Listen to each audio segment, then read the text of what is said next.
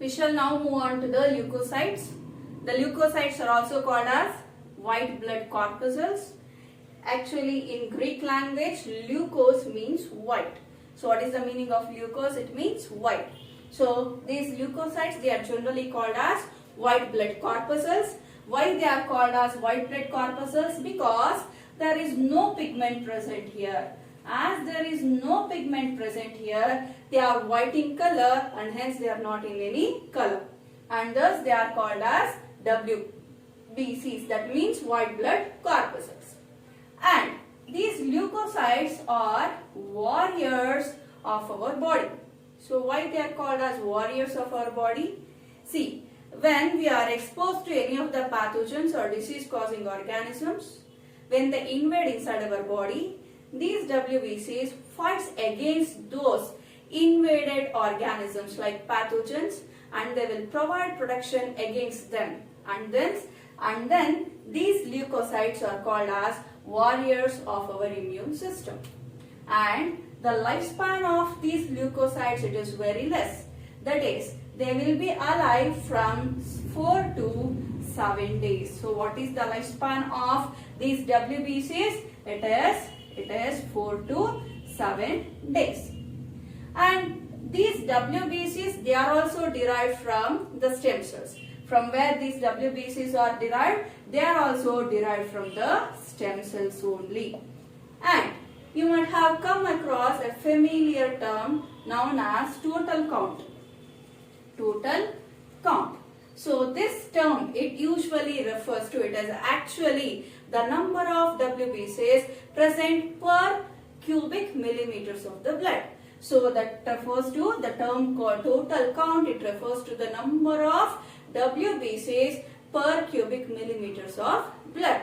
So when we look at the range, the value of these, the number of WBCs, the value or the volume, it varies from 6,000 to 8,000 millimeters. So cubic millimeters of blood. So the number of WBCs, it varies from 6,000 to 8,000 cubic millimeters of blood, per cubic millimeters of blood. So usually this is the range of, this will be the number of WBCs. And there is a chance of increase or decrease in the number of WBCs. If the number of WBCs decreases abnormally, if the number of WBCs, it decreases abnormally, then that condition is known as leukopenia. What do we call for that condition? It is called as leukopenia. As there are very less number of WBCs in those persons, they are susceptible to the various kinds of infections. Why they are susceptible to the infections? Because I told you these are called as warriors of our immune system or our body. They will be fighting against the invading pathogens to provide protection against them. And when the number of WBCs decreases, the chance of the infection causing by those invaded pathogens, it becomes more. And thus, in these people, the people who are having very less number of WBCs, they are highly prone to the infections. And if there is one more condition where there will be an increase in WBCs abnormally. And the abnormal increase in WBCs results in a condition known as leukocytosis. What do you mean by leukocytosis? It is the abnormal increase in the number of WBCs inside the blood. And what are the causes for the increase in WBCs? It is due to the various reasons like infections, inflammation, or it may be also due to the allergy or cancer. So cancer, leukemia. So these are the causes due to which the number of WBCs are usually increased. So during infections, that is when our body is invaded with certain bacteria. So when our body is infected with bacteria, and such case what happens, the number of WBCs, it becomes more. Why it becomes more? To fight against those invading bacteria to provide protection against them. And also due to the inflammation. So when our skin is hit by anything, so it will be swollen. And in such cases also the number of WBCs it increases. And also in allergies, there are different kinds in allergies. Allergy is nothing but the hypersensitivity of our immune system to any of the foreign particle which is harmless. So that is called as allergy. And even in case of asthma, so allergy it also includes asthma here. Even those people who are having asthma, in them also the number of WBCs it increases. And not only that, even it will be, the number of WBC will be more in the patients who are suffering from leukemia. So leukemia is nothing but cancer. So here, what do you mean by cancer? Cancerous cells. So when we are speaking about the cancerous cells, these cells, they goes on dividing rapidly. And these cells, they will just go on repeated divisions, but these cells, they will not undergo differentiation to form any kind of the cells. So those are actually called as the cancerous cell. So here also in this case what happens, in leukemia, the patients who are suffering from the cancer, that is leukemia, these cells, WBCs, they goes on dividing. They will just be dividing, but they will not differentiate into a type of WBC. In such case also what happens, the number of WBC count, it will be increased. Okay, so here also they will be highly susceptible to the infections. So these are the causes for the increase. What kind of increase? Abnormal increase in WBCs. Now let us know the types of WBCs. There are actually two types of WBCs based on whether the granules are present in their cytoplasm or not. So based on the appearance, the WBCs are differentiated into agranulocytes and granulocytes. So there are two types in WBCs based on their appearance, namely agranulocytes and granulocytes. So what are agranulocytes? The word itself is saying these are the WBC cells. So what are these? These are nothing but the WBCs which lack granules in their cytoplasm. So here in case of agranulocytes, there are no granules present in their cytoplasm. Such kind of WBCs are known as agranulocytes. And those WBCs where there are granules present in their cytoplasm are called as granulocytes. So what are granulocytes? Here in these WBCs, granules are present in their cytoplasm. So those granulated cytoplasm containing WBCs are called as granulocytes. There are three different kinds of granulocytes based on the affinity towards the stain, based on what kind of stain they take up. So based on that, granulocytes are of three types, namely eosinophils, basophils and neutrophils. These eosinophils, they are also called as acidophils because they have higher affinity towards the acidic stains, and hence they will take up acidic stains like eosin, and thus they will appear red in color. Whereas basophils, these are basic stains. These cells, they will be having affinity towards the basic stains like methylene blue. They will take up the methylene blue, and the granules, here I am speaking about the granules. These granules in the basophils, they will take up methylene blue stain and appears blue in color. Here also the granules of eosinophils, they take up eosin stain and appear red in color. Whereas in case of neutrophils, these neutrophils, the granules of neutrophils, they are neutral to both acid as well as basic stains, and thus they take up both the stains and appear purple or violet in color. Okay, we shall discuss about these granulocytes in detail in the next session. Now we shall discuss in detail about agranulocytes. What do you mean by agranulocytes? Agranulocytes are the WBCs in which there are no granules present in their cytoplasm. And there are two types present in the agranulocytes. So how many types are present? There are two types under agranulocytes, namely lymphocytes and monocytes. So what are the types of agranulocytes? There are two types in agranulocytes, namely lymphocytes and monocytes. See, here I have written the diagram. These lymphocytes, first we shall discuss about the lymphocytes. This is the diagram of lymphocytes.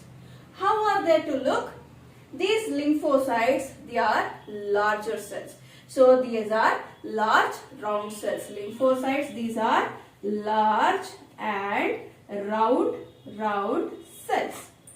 And within these large round cells, there is a large nucleus present. So here they will be having large round central nucleus.